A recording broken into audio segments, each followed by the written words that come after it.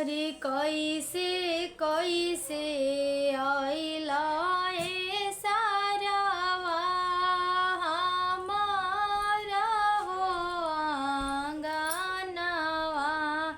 अरे कैसे कैसे आइला ए सारावा हमारा हो आंगनवा। अरे मनवा खुश भइले हो सारावा हमारा हो आंगनवा। अरे मनवा खुश भइले हो सारावा हमारा हो आंगनवा। अब बरतन ले आइला बटुला होले आइला। यारे कूलर ले आइला हो सारावा फ्रिजवा होले आइला।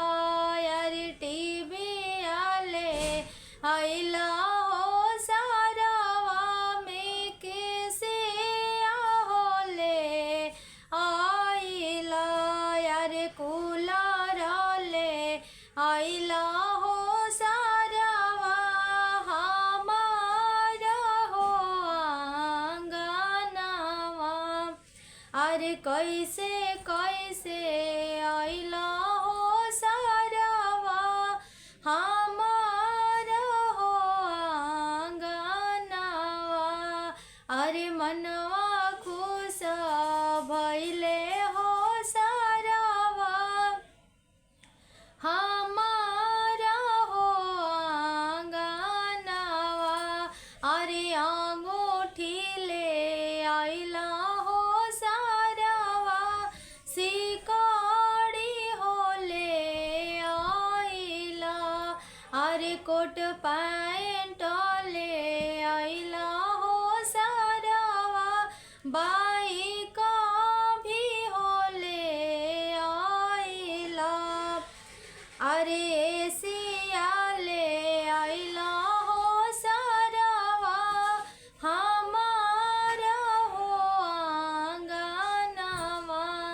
अरे कैसे कैसे आइला हो सारावा हमारा हो आंगनवा। अरे मनवा खुश भइले हो सारावा हमारा हो आंगनवा।